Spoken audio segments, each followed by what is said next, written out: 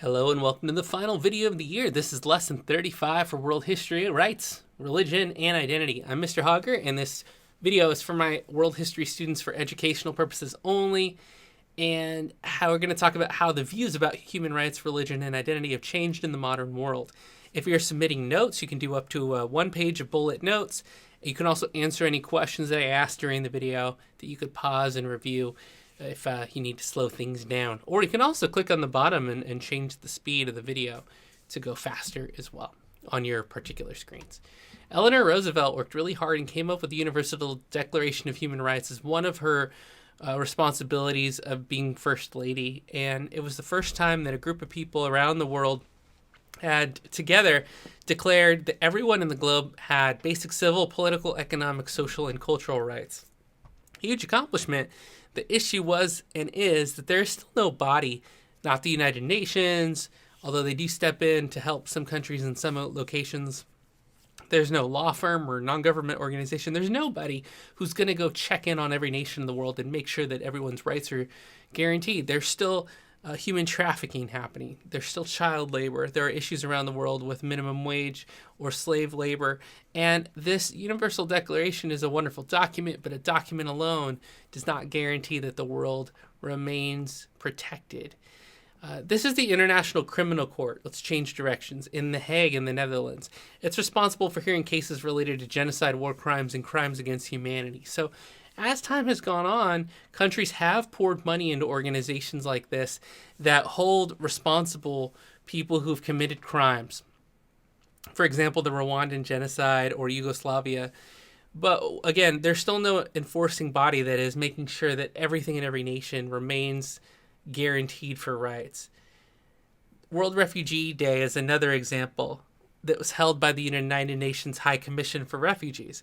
In the 70s and 80s, the Commission documented and processed petitions to help abuse victims and their families. It also raised awareness about widespread human rights in Nicaragua and Argentina.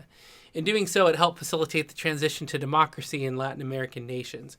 So today, it works to draw attention to emerging rights issues around the world, and there have been a lot of improvements, although there's still a lot of room to go. Let's talk about rationalization and secularization.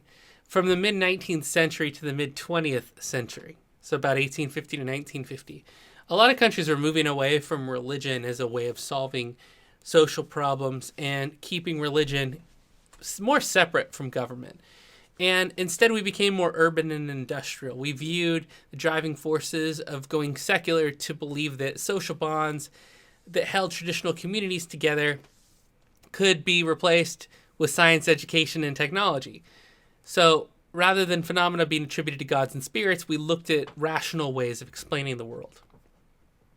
But religion had always and has always been around and started to resurge because some argued that the resurgence of religion has been a reaction to those societal controls or a reaction against the enforcement of science, or that basically in some countries support has changed and once again moved predominantly behind religion as a motivating factor of how society should move forward and be based.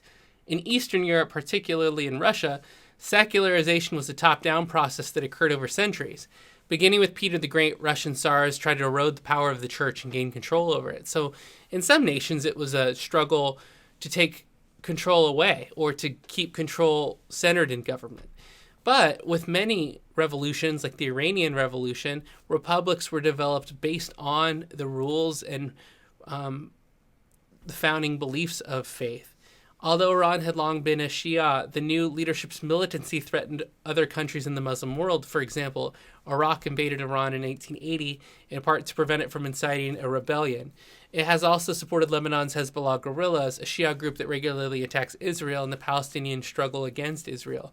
So just like we talked about at the beginning of the year, where we studied like basic belief sets and what similarities there are between these people who make up a large percentage of the world, meaning religious people from many different groups, we have seen an uptick in the 70s, 80s, and 2000s of violence based on religious control or threats because religion becomes militarized in some areas.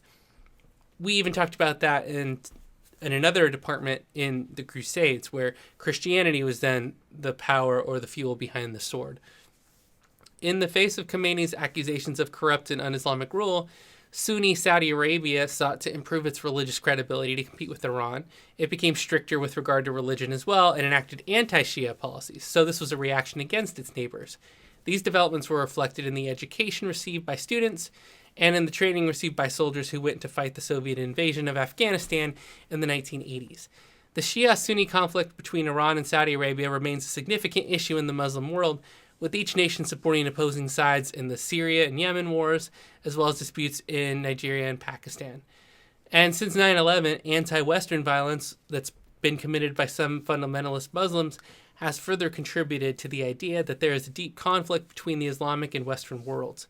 Followers of groups like Al-Qaeda and ISIS have led violent attacks in the US, France, Belgium, the UK, the Philippines, and both ISIS and Al-Qaeda have worked to establish a caliphate, ruling by Sharia law, and ISIS did so in Iraq and Syria in 2014.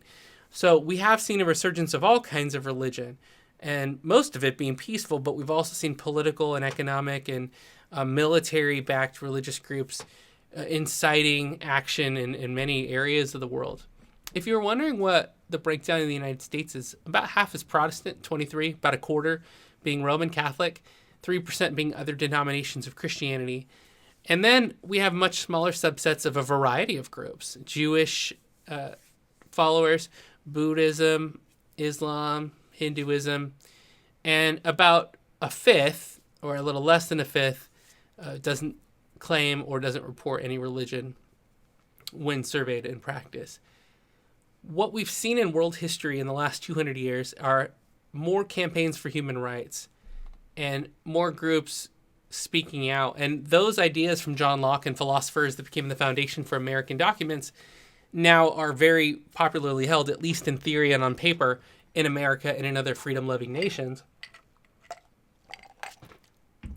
And so I was going to ask you, what do you think is popular now that has the legs, the last, to be around for 200 years? Like, who will be looked at as an idealist and an ideologue and a scholar or an influencer that you think has the scope to reach beyond 2020 to 2030 to 2100 and 2200? Do you think there's anything in the world right now that'll be looked at like that? And you can put that in your notes as well.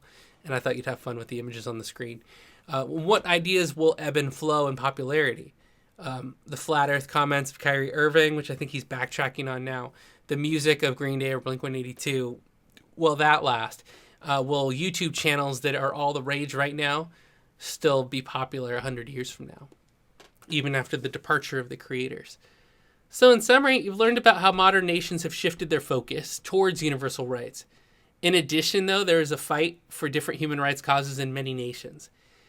Culturally, since the Renaissance, a lot of people believed religion would slowly be replaced by rational ideas and science. Some nations have done that, but others have rushed back to religion as a way of driving their entire being and their entire nation. Political structures have joined together to establish human rights instruments, to try people for war crimes, to protect refugees, but they can't work in every nation and in every continent, or at least not enforced to help all the people who are struggling currently. But there have been a lot of organizations attempting to do so. Social structures have changed.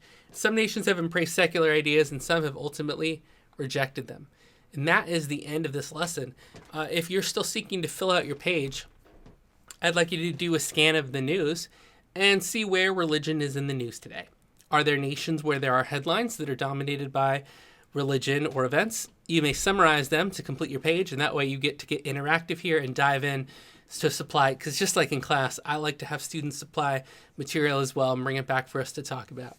Until next time, everybody, all the best to you. Hope you are well. We'll see you on the next edition, and we'll close out this year. Thank you for a phenomenal school year. It's been exceptional. Feel free to email with any questions, and shelter in place. Be well, and I'll see you and talk to you soon. Thank you very much. And if you have any more questions, just email me. Till then, class dismissed.